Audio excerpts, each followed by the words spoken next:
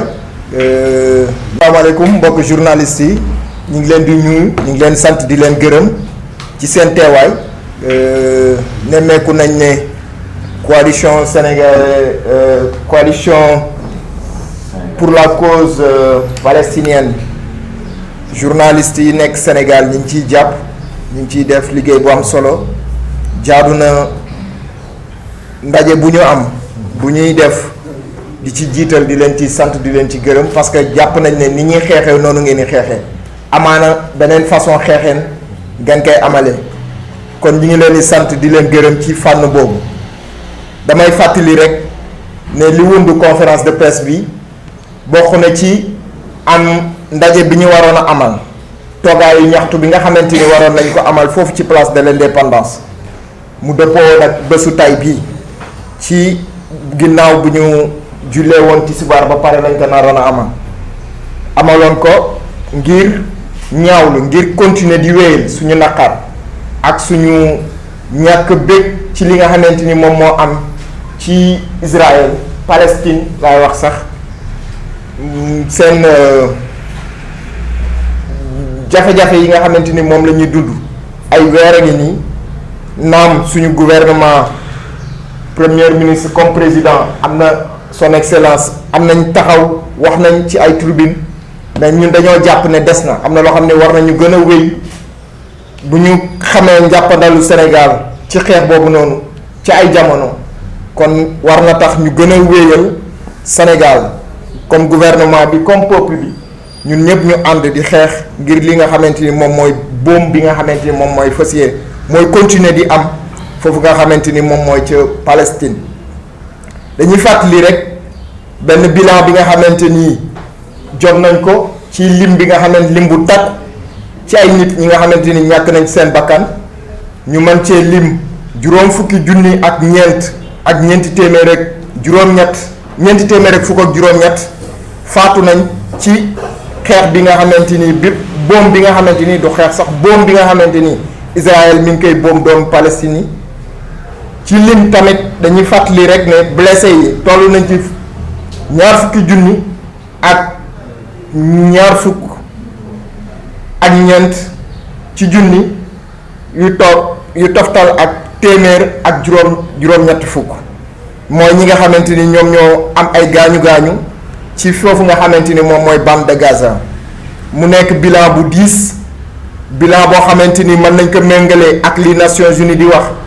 téeméer boo jël daanaka juróom-ñaar fukk yépp bilan bi daf leen a impacté mu nekk lim bu takku mu nekk lu nga xamante ni romb na juróom fukk yi di wéy donc te lépp lu nga xamante ni juróom-ñaar fukk yi ci téeméer bi juróom-ñaar fukk yi ngay jël ay jigéen lañ ak ay xale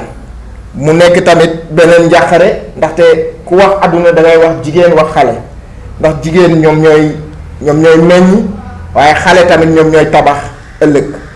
mu doon loo xamante ni njàqare la ci àdduna bi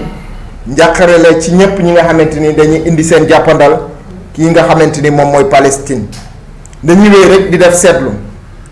parce que am na ay organisme bi ñuy wax Save Children ñooñu Save Children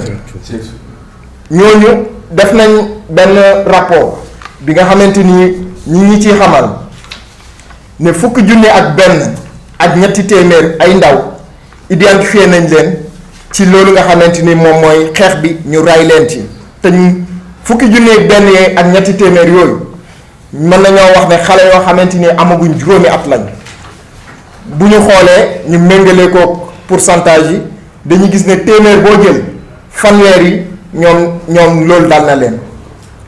noonu tamit dañ koy continuer di wéy parce que ñii xale yi nga xamante ni amaguñ juróomi at lañ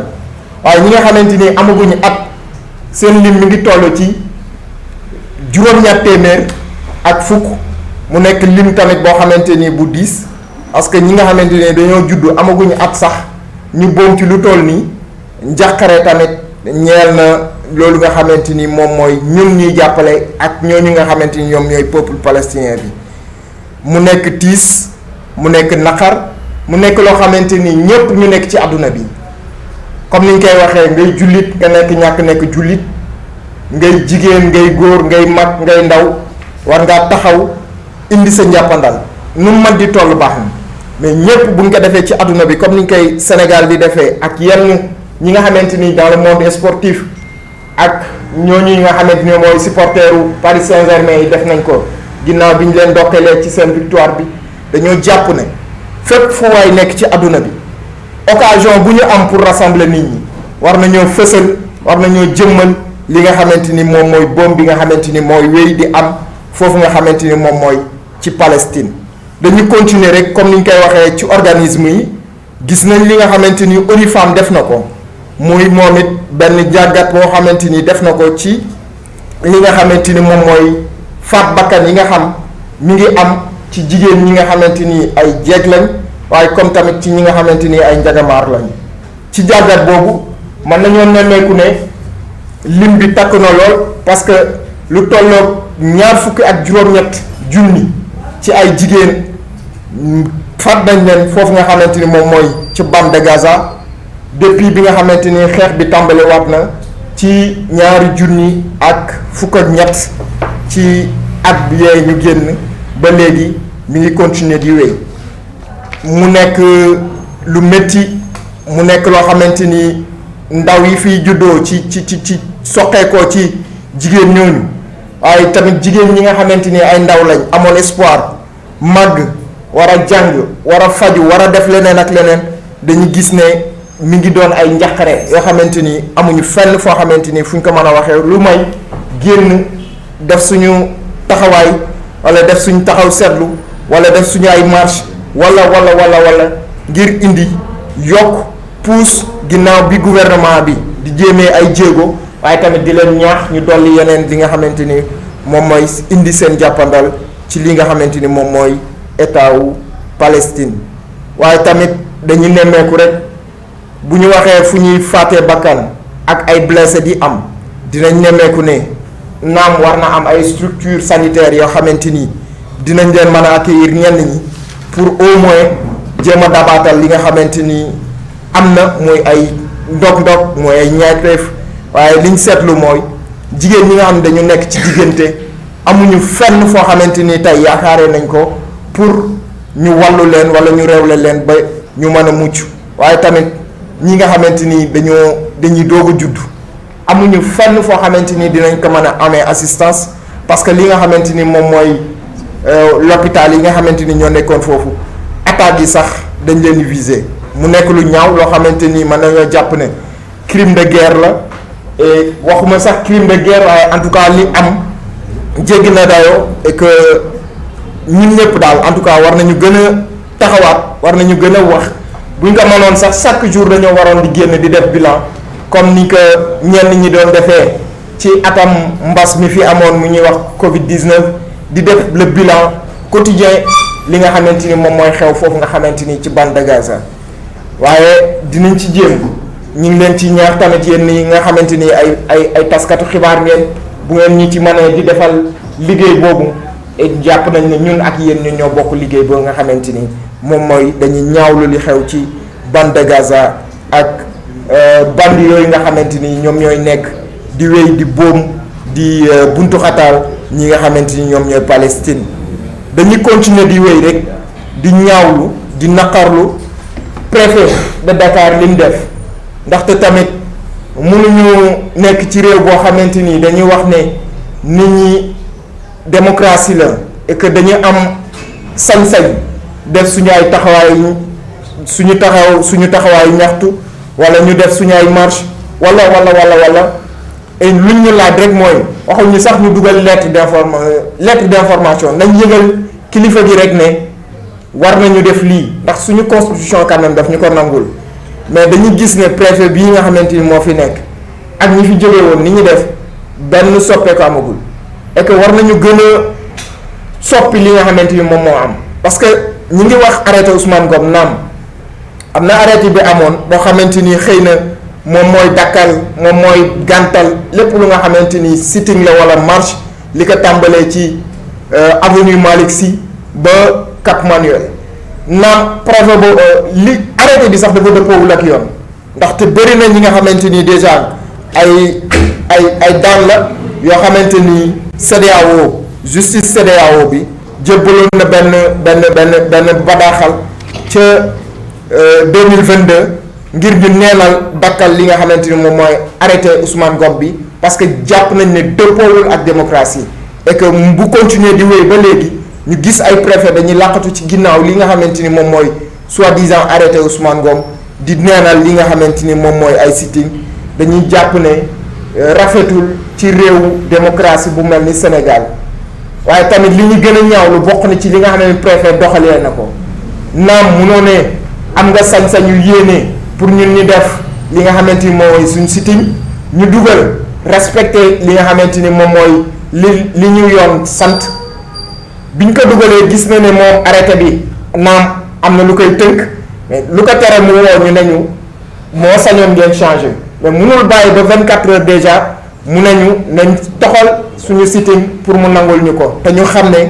pour nga dajale nit ñi dafa laaj nga def ay communication dafa laaj ñun ñi nga xamante ni sax déjà ñoo ci nekk ñu jéem a xool déjà nan la ñuy harmoniser ak ban place lañ koy def buñ koy toxal yooyu yëpp mu nekk ay yoo xamante ni mbir ay sew-sew la yoo xamante ni ñu ngi koy ñaan mu gën a góorgóorlu ci yeneen yoo xamante ni buñ ko déposé parce que tamit dañuy wax ne Sénégal dëkk démocratie la que loolu mu yombalal ñu ko bu jaree sax ñu toog waxtaan xool li nga xamante ni moom lañ ci def parce que xeex bi ñun jortu nañ ne moom xeexam la war a doon kon Sénégal warul des gannaaw ci li nga xamante ni moom mooy xeexu Palestine bi dañuy wéy rek di amal seetlu mais seetlu bu xaw a métti ci ñun parce que yaakaar naa bi mooy suñu ñetteelu conférence bi nga xamante ni ginnaaw ñaareelu conférence ginnaaw le 13 avril bi ñu defee woon suñu marche doon nañ wax ñi nga xamante ni ñoom ñooy yenn imam yi xar moom nga xamante ni ñu ngi ko doon jël mu nekk xar boo xamante ni dafa fees dell ak deretu doomi jigéen ñi ndaw Palestine yi nga xamante ni nee na boom ci li nga xamante ni moom mooy xeex bi mu ñàkk a set mu ñàkk a laab mu dëppoowul ak li nga xamante ni loolu laab la lu ñu war a lekk te képp ku ko lekk dañuy jàpp ne li nga lekk yow lu xaraam la moo tax dañuy wéy rek di ñaawlu ndaxte lu ñaaw la ci Sénégal lu ñaaw la ci deru Sénégal ay imam donte xeex bi sax mën nañoo wax ne nekkul xeex boo xamante ni dañ koy jàpp ci wàllu diine waaye dañ koy dàq rek mën nañ ko dàq ci beneen fànn mu nekk xeex boo xamante ni képp kuy nit képp kuy xalaat képp kuy bañ nooteel munoo nangu nit am doole di jaay di lor moroomam jullitam wala di lor moroomam yow nga taxaw mu ñëw di joxe dara nga nekk da nga koy jël lépp loo ko def yaa ngi koy encouragé pour mu gën a faat pour mu gën a boom pour mu gën a def ay ñaawteef moo tax bi ñu gisee ambassadeur bu bees bi nga xamante ni moom moo ñëw Sénégal bees te jógee foofu ca Israël ñëw na waaye soppeekuwul seen doxalin bi mu amoon mooy dinañ jéem a continuer di wéy di corrompre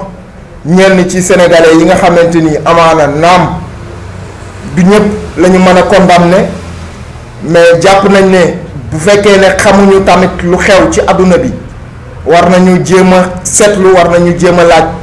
pour xam lan moo tax yeneen ambassadeurs yi defuñu ko parce que bëri na ay ambassadeurs yi nekk Sénégal lan moo tax benn ambassadeur boobu rek faral di ko def bu ñu tënkee bu ñu defee ay laaj yu bëri war nañoo xam lan moo tax derrière ñii di def lii nga xamante ni moom la ñuy def dañu bëgg ràgg seen der dañu bëgg wan ne ñoom Sénégal gii ñu nekk dañ leen fi yaatal waaye loolu leneen la ndaxte gis nañ ambassadeur bi ba mu demee foofu nga xamante ni mooy université Cheikh Anta Diop ñi ngi gàcce ngaalaama suñu rakk yi suñu jigéen ñi nga xam ne ñi ngi nekk foofu noonu te bokk ci coalition sénégalaise pour la cause palestinienne seen taxawaay boobu nga xam ne am nañ ko ambassadeur Israël warul am jàmm ci réew mi parce que mayewul jàmm ci bitim ci réew mu nekk ak ñi muy lor ci Palestine kon fépp fi nga xamante ni ambassade Israël wala fépp fi nga xamante ni un représentant que ça soit sur le plan sportif que ça soit sur d'autres domaines képp kuy Israël képp kuy jëmmal Israël warul am jàmm ci réew mi dinañ ko def nag ci yar dinañ ko def ci teggin du ñu utiliser lenn loo xamante ni dëppoowul ak li yoon na waaye fépp fuñ dajeeg moom ñi ngi ñaan rek ndaw yi ak ñeneen ñi nañ ko def ni ko waa université Cheikh Anta Diop defee nañ ko dax nañ ko war ne ko fii nga ñëw du sa place parce que fii li nga fi war a wax munoo fee wax loo xamante dina jariñ nit ñi parce que ca geneen wàll yaa ngi fay lor ay doomi aadama yoo xamante ni ëllëg mën na ñoo bokk ci ñi nga xamante ni ñoom ñooy suuxat adduna bi mënoon nañoo bokk ci ñi nga xamante ni mën nañu doxal adduna bi waaye képp kuy rey ndaw képp kuy rey jigéen bëggoo adduna avancé te ñoom bëgguñu adduna avancé moo tax dinañ continuer di wéy di tàllal loxo suñu gouvernement di leen wax naam li ngeen di wax baax na bu ngeen demee à l'étranger bu ngeen defee nii ak yeneen mais ñi ngi ñaan ngeen yombalal ñu ko ci biir réew mi ci biir réew mi bëgg nañu am fépp fu nga xamante ni am nañ fa occasion ñu taxaw def seetlu taxaw dajale mbooleem nit bu nga xamante ni da ngay ñaawlu boom bi nga xamante ni mi ngi am ca Palestine ñu may ñu ko yombalal ñu ko ñun ñu mën a def suñu taxawaay seetlu mën a wax suñu mécontentement suñu naqar suñu tiis ci jàmm ci sutura ci teraanga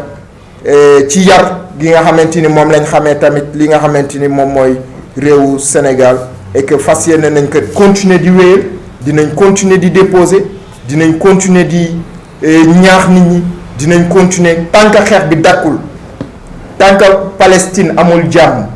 nañ jàpp ne ñun Sénégal fii ñi nga xamante ni ñoom ñoo bokk ci coalition bi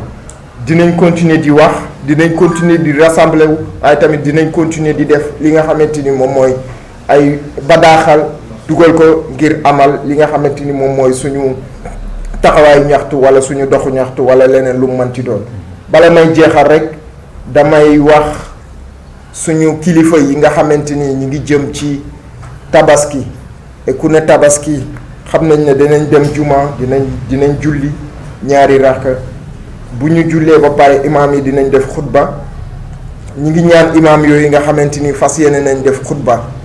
bu ñu fàtte li nga xamante ni moom mooy Palestine ci seen xutba parce que fees na dell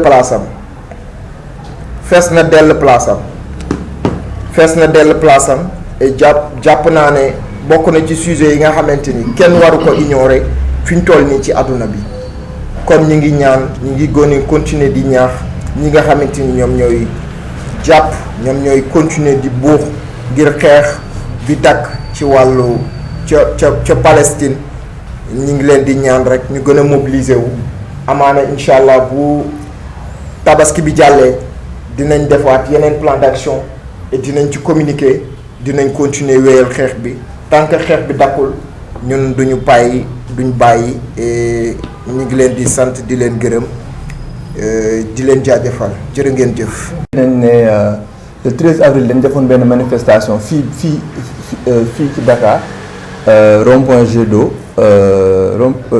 rond-point université ba rond-point Jet d'eau foofu Sénégalais yu bëri ñëw manifestation boobu noonu dimanche 13 avril ba sax ay parlementaires ñëw ñu jël fa ay kàddu bokk na ci kàddu ñu fa jëloon ba li président même groupe parlementaire majorité bi waxoon foofu noonu mooy que Sénégal dafa war a arrêter ay relation ak état Israël ndax Israël Sénégal mënul wéyal ay relation ak état génocidaire koo xam ne dafay boom ay doomu aadama ndax tey Israël li muy def ñun suñu humanité lay touché ndax bu ñu xoolee comme ni ko sama camarade yi waxee chiffres yi boo koy dégg sax sa yaram day daw ci li ñu boom ci xale ci jigéen ci góor te gis nañ ne premier ministre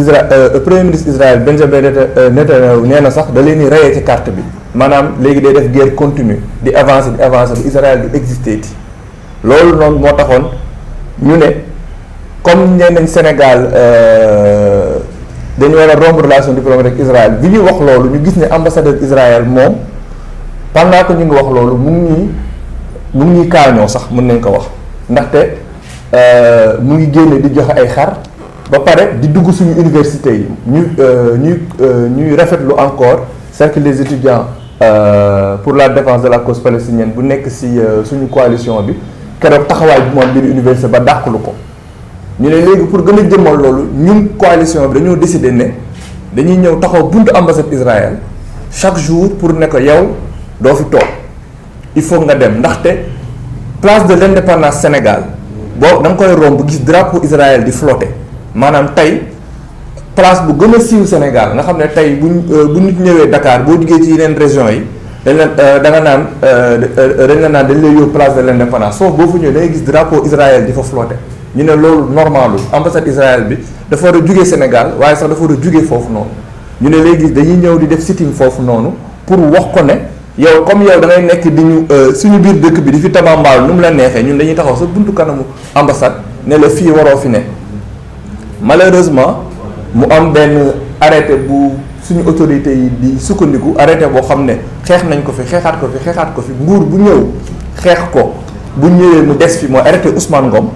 tere ñu mun fa def manifestation tey préfet bi sax daf ñu naan doo leen xool feneen foo leen ni dem ndaxte xam naa ne moom sax ci boppam li Israël di def mu ngi koy touché mais dafa am benn arrêté boo xam ne tey respecté wul yoon cour de la justice CEDEAO dàq na ko dañ ko war a teggi ñuy profité jamono ji nga xam ne sax ñu gis jamono dialogue politique boo xam ne ñii dañ fay waxee liberté de manifestation pour ñu nekk ci dialogue bi ne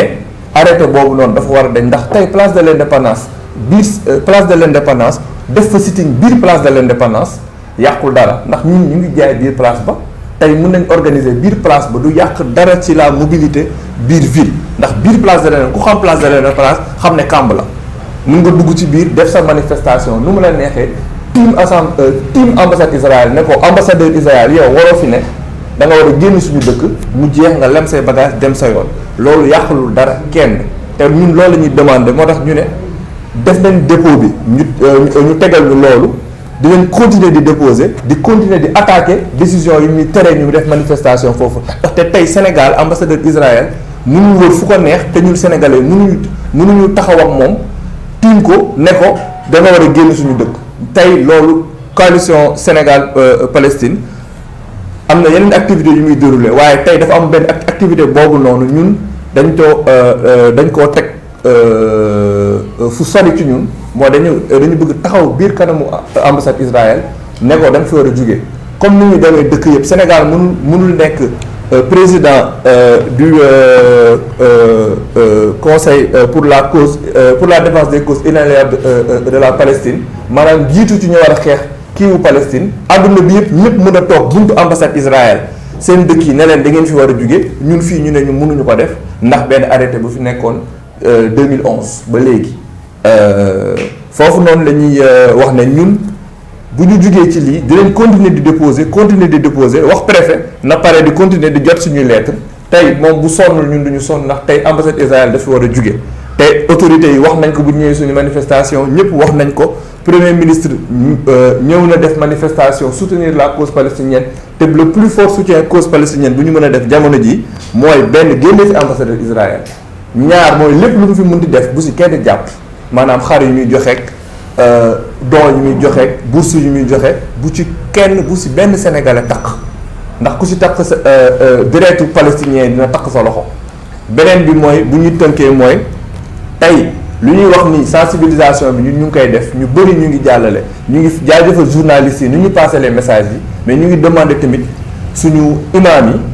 yi ci tabaski bii ñuy jëm seen xutba yi ñu gën a dugal message boobu sensibiliser message bi ci Israël ci li xew Palestine nit ñi gën koo xam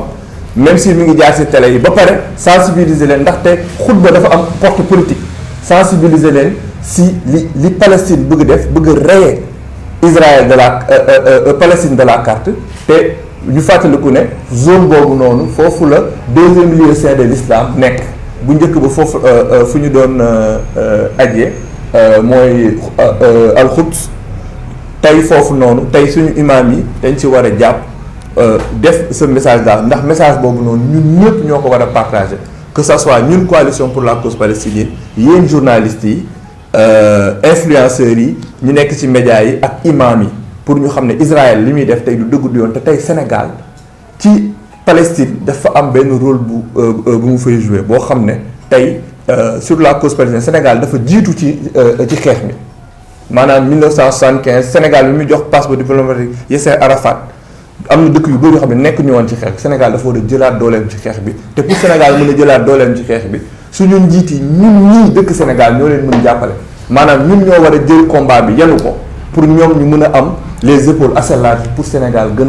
a feddali taxawaayam ngir défense cause waa Palestine ñu yéegal ko ba Nations Unies ak fépp ñu xam ne Israël li muy def du dëgg du yoon ndax tey Israël li muy def bu jàllee biir Palestine tey suba mën na ko def Libye mën nañ ko def Syrie mën nañ yeewu beneen dëkk def ko Sénégal te kenn du wax maanaam tey li ñuy wax mooy tey bu ñuy boom sa morom boo noppee bés dina ñëw mu ñëw ci boom bi ñëw dal sa kaw nga bëgg ku la wallu fekk boobu kenn du la wallu ndaxte bu ñuy boom sa morom yëngatuwoo moo tax Sénégal day yëngatu ci kiiwu Palestine waxu Palestine nag day tax ñu jëlaale embrasser toutes les luttes tamit ñu ñuy noot ci biir àdduna bi mooy li xew Congo li xew Soudan li xew Liban Palestine mooy prétexte bi mooy sujet bu gën a kawe mais fàttewuñu tamit yeneen nooteel yi ñu ngi leen di jaajëfal. Je m'appelle Saliou Bokoum, membre du Rassemblement pour la vérité en Niti Degue et aussi membre de la coalition Sénégal-Palestine. Donc je vais vous lire le discours en français. Ensuite, ce sera au tour de Mame Ousmane Wade qui va vous faire la partie en Wolof. D'accord. Donc Ousmane Wade de faire la partie en Wolof. Et ensuite, Souleymane va faire la conclusion, Inch'Allah. Dans le cadre de la poursuite de ces activités, la coalition Sénégal-Palestine a déposé une lettre d'information en vue de l'organisation d'un sitting prévu le 3 juin 2025 devant l'ambassade d'Israël. Cette action vise à dénoncer le génocide en cours contre les populations palestiniennes à Gaza, ainsi qu'à rappeler la rupture des relations diplomatiques entre l'État du Sénégal et Israël. Nous rappelons que le génocide a déjà causé 54 418 morts et 124 190 blessés dans la bande de Gaza. Ce bilan tragique documenté par les Nations Unies concerne près de 70% de femmes et d'enfants, ce qui en fait une tragédie humaine sans précédent. Save the Children rapporte qu'environ 30% des 11 300 enfants identifiés comme tués étaient âgés de moins de 5 ans. Dont environ 710 bébés de moins de 12 mois. Selon les données les plus récentes d'ONU Femmes, plus de 28 000 femmes et filles ont été tuées dans la bande de Gaza depuis le début du conflit en octobre 2023. Ce chiffre équivaut à une moyenne d'une femme ou d'une fille tuée chaque heure. De nombreuses femmes tuées étaient mères, laissant derrière elles des enfants et des orphelins, des familles dévastées. Les infrastructures de santé, déjà fragiles, sont gravement affectées, compromettant l'accès aux soins pour les femmes enceintes et les nouveau-nés. C'est pour dénoncer cette situation que nous comptions organiser un sitting au niveau de la place de l'Indépendance. Cependant, ce dernier a tout simplement été interdit par le préfet sous prétexte de l'application de l'arrêté Ousmane Ngom. Rappelons que l'ambassade de l'État sioniste se trouve au niveau de la place de l'Indépendance. En guise d'apaisement, il nous a été proposé de choisir un autre lieu moins de 24 heures avant l'événement. Une proposition irréaliste quand on sait le temps nécessaire qu'il faut pour organiser un sitting ou une marche de manière sérieuse et sécurisée. Nous tenons à rappeler que cet arrêté est non seulement anticonstitutionnel, mais également en violation du droit communautaire ouest-africain.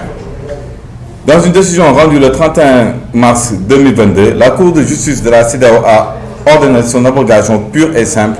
jugeant qu'il porte atteinte au droit fondamental de manifester et constitue une restriction disproportionnée dans une société démocratique.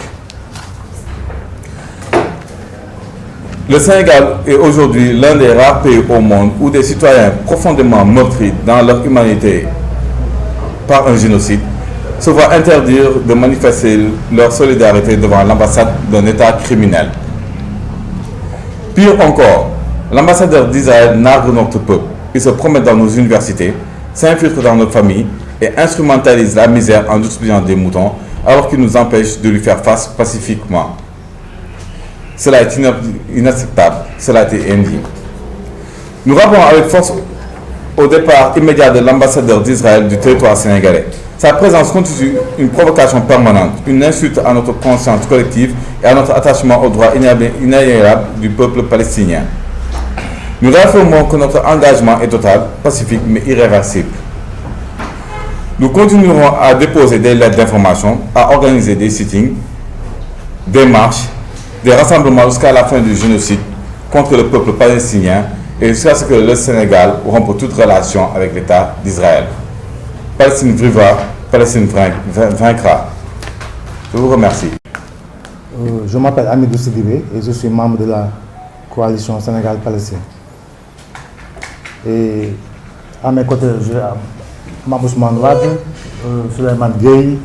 Salou Bokoum et Alouja Keita, qui sont tous membres aussi de la coalition Sénégal-Palestine et qui sont issus de structures différentes. Nous voilà aujourd'hui encore ici présents au siège d'Amnesty pour notre conférence de presse. Et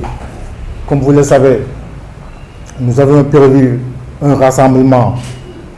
devant l'ambassade d'Israël à la place de l'Indépendance aujourd'hui à 15h. Mais malheureusement, ce rassemblement n'a pas été autorisé. Et mes camarades viendront dans les détails pour donner les motifs. Mais après notre manifestation du 13 avril passé, qui a vu la participation de milliers de Sénégalais qui ont dit leur volonté de soutenir la Palestine, qui ont dit leur volonté de soutenir Gaza avec tout ce qui se passe d'horreur là-bas, mais aussi les Sénégalais ont donné leur avis sur la présence de l'ambassadeur d'Israël et de l'ambassade d'Israël même. Les Sénégalais ont dit leur volonté que, en fait, l'État du Sénégal doit rompre ses relations diplomatiques avec Israël, que l'ambassadeur d'Israël doit être expulsé du Sénégal. Ça, ce sont les Sénégalais qui l'ont dit clairement, ouvertement, le 13 avril passé. Mais malheureusement, nous avons noté quelques jours après notre rassemblement, le président Bassirou Diomaye Faye a reçu les lettres de créance du nouveau ambassadeur d'Israël ici au Sénégal. En fait, c'est comme si les autorités du Sénégal ont donné carte blanche à un assassin, carte blanche à l'ambassadeur d'Israël de se pavaner dans les rues de Dakar au vu et au su de tout le monde, alors que tout le monde sait aujourd'hui que Israël est en train de faire un génocide à Gaza. C'est pourquoi les populations sénégalaises n'ont cessé de donner leur point de vue, à savoir soutenir la Palestine. Soutenir la Palestine, soutenir les Palestiniens, dénoncer ces génocides. Et c'est pourquoi nous sommes présents aujourd'hui ici pour, en fait, dérouler notre plan d'action. Je crois que dans les discussions, nous reviendrons en détail dans les